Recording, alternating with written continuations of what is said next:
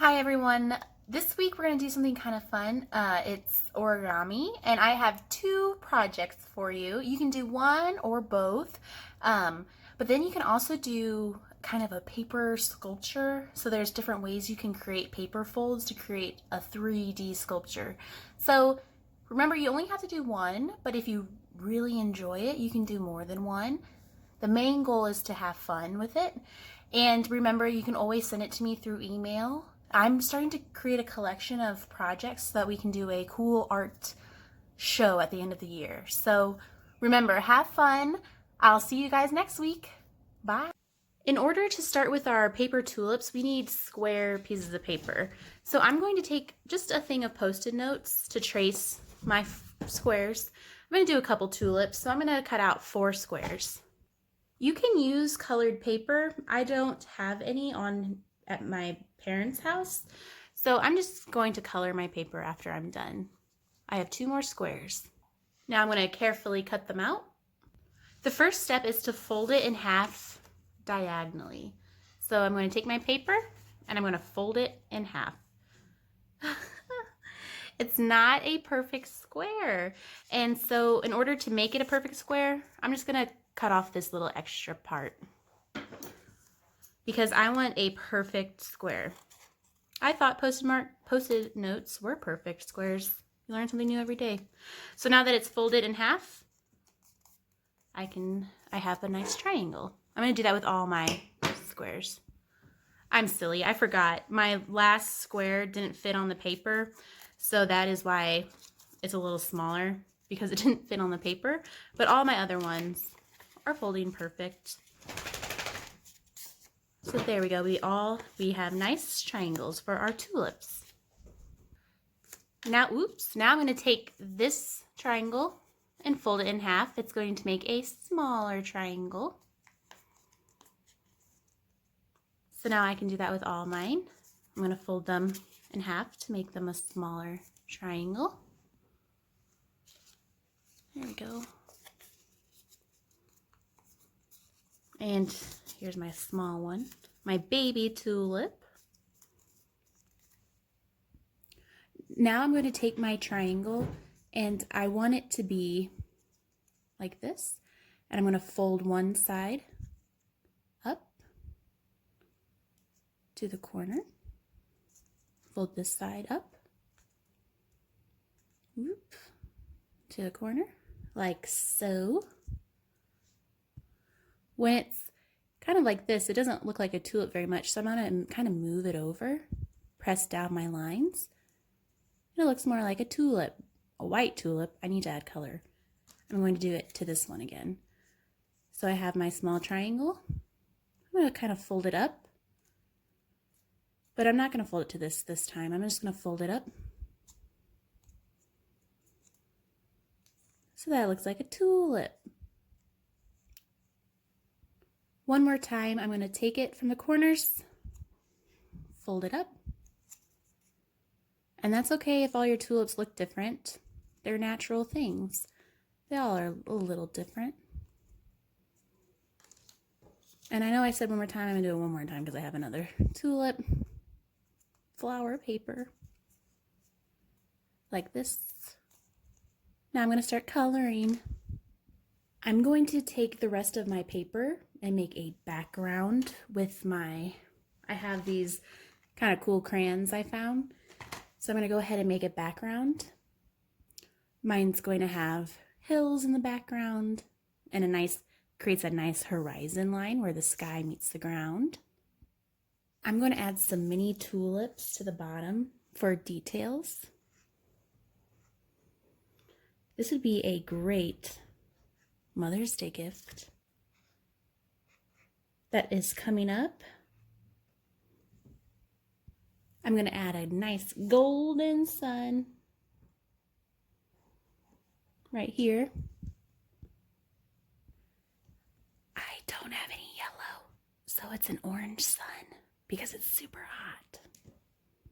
I've decided to make it a Mother's Day sign. Now I need to add the sky. What a joy it is to color. If you're coloring your tulips, you can paint them, you can use markers, you can use anything you want. If you're using crayons, my suggestion would be to color really hard on the outlines of your paper so that your tulips stand out, and then lightly in the middle. And this is just so that the folds stand out. Again, if you're using colored paper, then you're good. But I think it'd be nice to make my little petals stand out. Bada boom, bada bing, I got my tulip. Now I can add it to my artwork, which I've since made it into a card. I'm going to use tape because I can't find any glue. You can use glue or tape. I'm going to take my tape, which is clear. I know you can't see it very well, but I'm going to make it into a bubble, put it on the back of my tulip, and add it to my paper. And then I can create a stem. Ugh, my hand got stuck. I'm going to add a little leaf.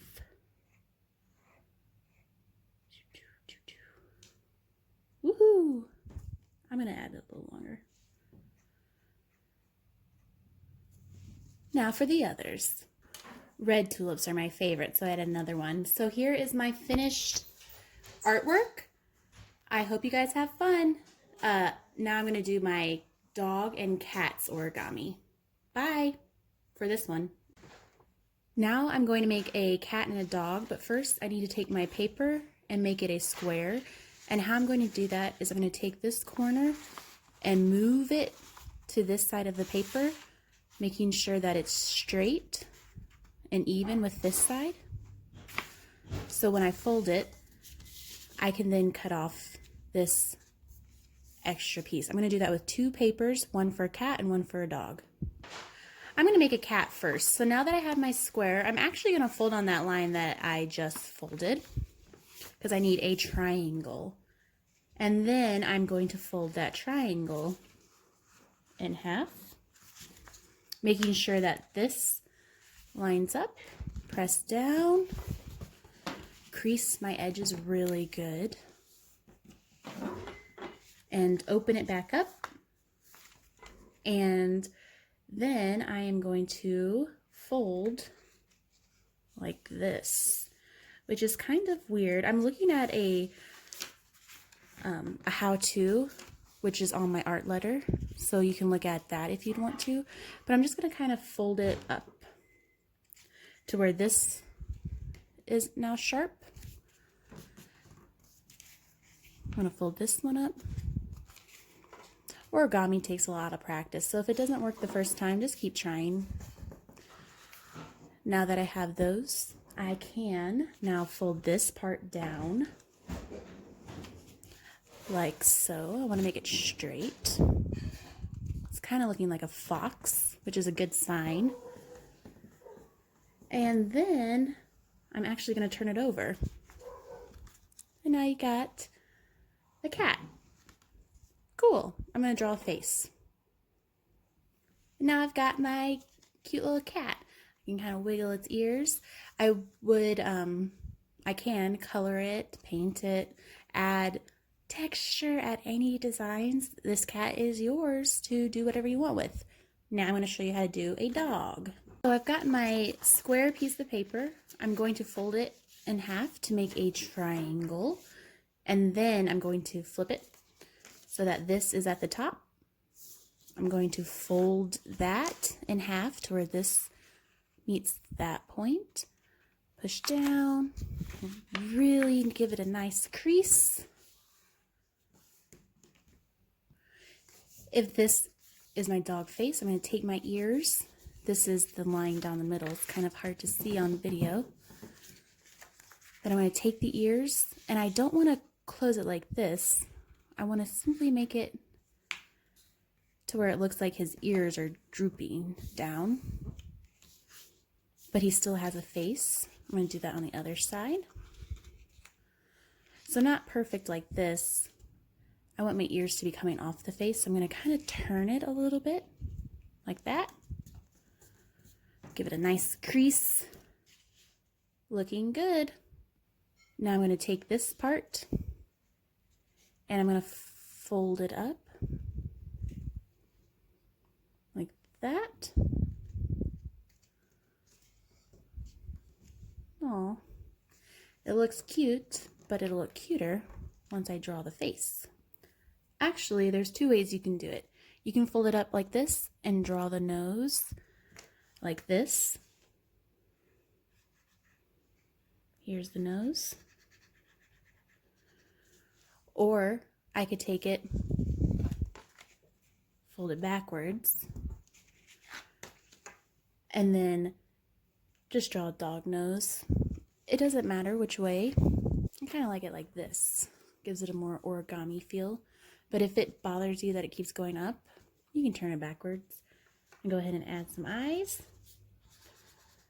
Oh, this is cute. I've seen some really cute designs. Someone has that spot around their eyes like some dogs have, or a cool pattern.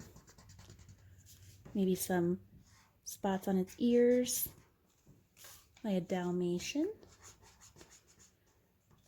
I can add this little mouth